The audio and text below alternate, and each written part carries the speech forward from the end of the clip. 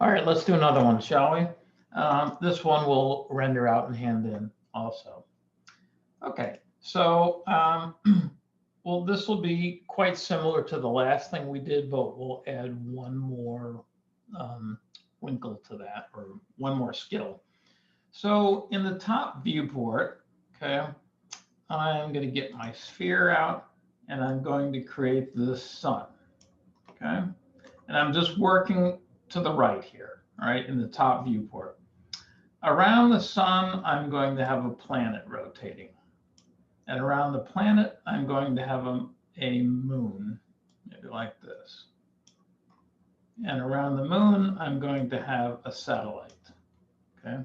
And I tried to make it so, when this rotates around, it won't hit the sun.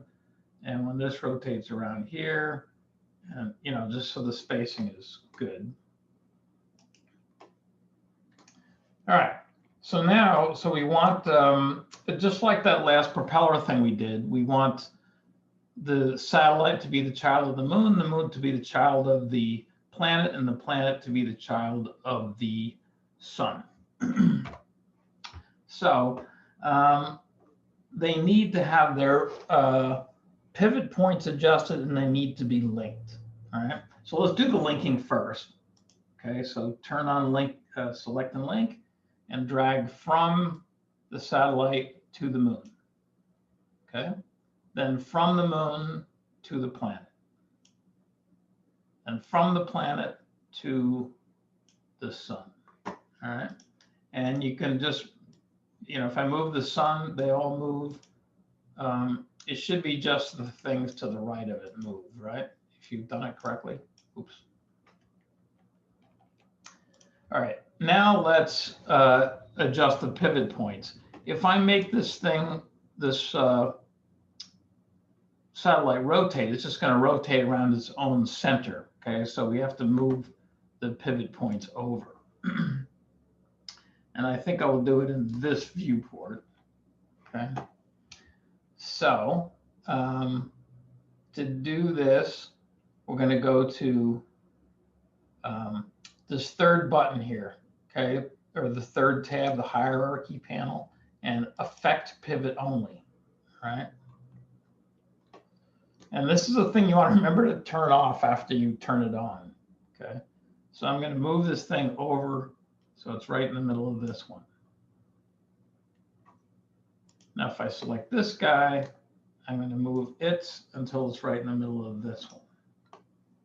And I'm going to select this guy, and I'm going to put its pivot point in the middle of this sun and turn that thing off. All right. So now it's kind of weird. So when you click on something, the gizmo is off center, right? Because we move their pivot points over. And I didn't move them up or down in this direction, so that shouldn't matter. They're all lined up. All right. So again, let's animate from child to parent. So I'll go into rotate, and now you'll notice that, the default is good here. And I'm going to go to filters and make sure I'm only doing rotation again. Turn on set key. All right, I'm at frame 0, and let's do, make sure you have angle snap turned on. I reset since the last one. So go to 360. Whoops, forgot to go to another point in time. Okay, go to another point, to the end of your thing, and then do 360. Just watch the little number up on the next to your gizmo. There's also a number down the bottom of the screen. There's 2 fields. Okay, and of course you can change it afterwards too.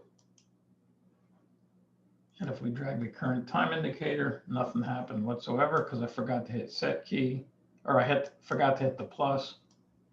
All right, so don't do what I do, kids. All right, so I'm going to do that again. I must have forgot to hit the plus somewhere. So hit the plus to put a key down. All right.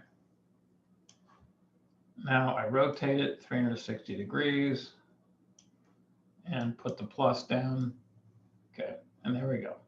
So we have to do the same thing we did last time, which is right click on this. Is it Y? Nope. Must be X. Good heavens. If I right click on it again, maybe I should have done this ahead of time once. So in this situation, if you drew it in the top viewport like I did, it should be Z. Okay. All right. So let's make it, I don't know, 720. And make these linear. Okay. And it has to be linear on, oops, on both keyframe 1 and keyframe 2. Okay. And let's play that to make sure it's all good.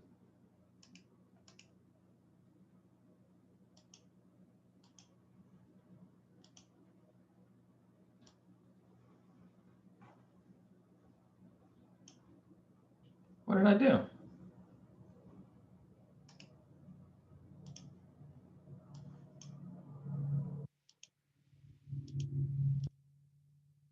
Somehow I screwed that up. Okay. You guys are finding all kinds of good ways to do things wrong here. All right.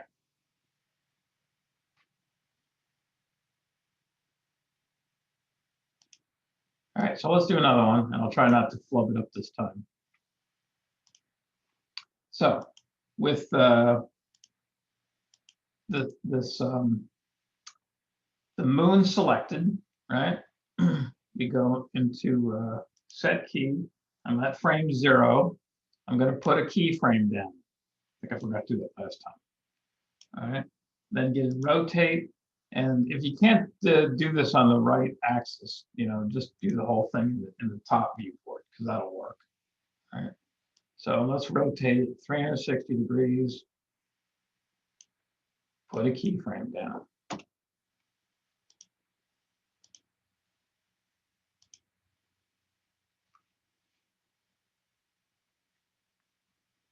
All right, so that's working. We just have to make it so it doesn't slow down. So right click on that, should be Z rotation. Make it linear, and then go to keyframe number 1.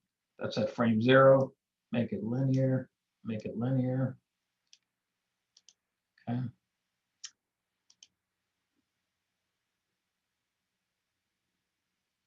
And we just have to now rotate the planet around the sun. So get back at frame 0, set key, put a keyframe down there, go to frame 100, and let's rotate it one time around 360 degrees. Put a keyframe down, turn off set key because we're done animating. Go to Z rotation, make it linear in both places. And let's see what we have here.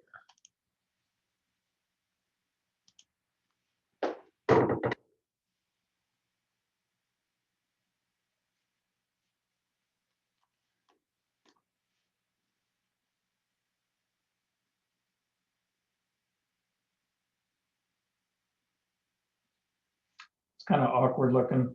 I mean, it works fine. I'm just going to change the, make the little satellite rotate more times. So I right click on that, Z rotation, and let's do that 3600 so I get 10 times around from 0.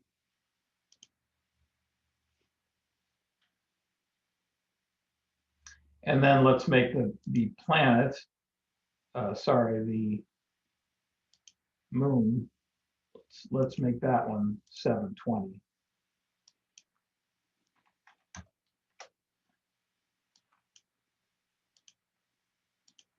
Okay. Yeah, so the planet's going around one time in the 100 frames.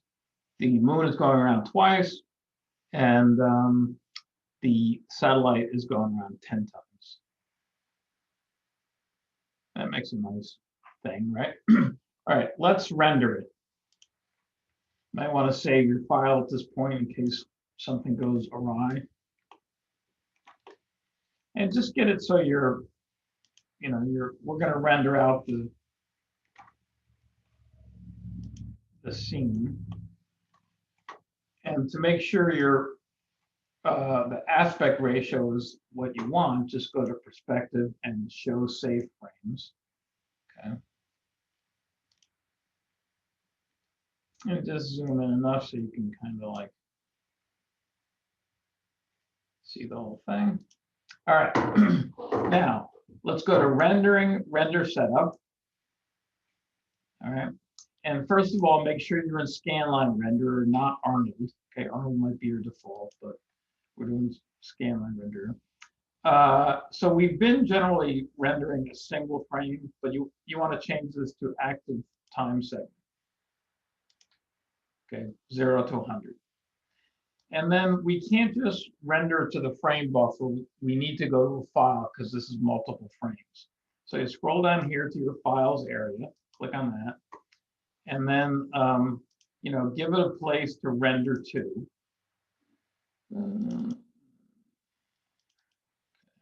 And then for your formats, there's only two video format types. If you're in the After Effects class, the motion graphic class, you could render out a folder full of sequential JPEGs and then import that as a sequence into After Effects. That's how I actually normally render animations for work, but for this will work. So we have AVI and MOV, which is QuickTime, right? Let's try an AVI file, give it a name, test, all right? And if I hit save, all right, I think what we want, I think it's going to default to the DV video encoder, which I don't think is going to work very well. But if we use MJPEG compressor, I think that should play on. It plays on my computer, I know that. So can leave this where it is, all right? And then, so all that stuff we didn't actually render, right? It just told it where to go. Now we hit the render button, and okay, this is a simple, there's no lights or anything here, so it should render pretty fast. And and there it is.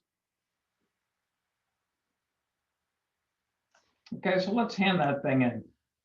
Now to hand it in, where you've normally been, when you make a post on the thread, there's normally a little image for a picture to post a picture like you guys have been doing, but I think you want to use there's a little icon next to it. It's obvious to post a video, all right?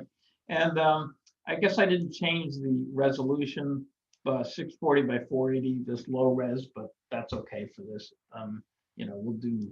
We'll increase that as we do nicer projects, but so let's get that in and then we'll go on and do more animation. All right.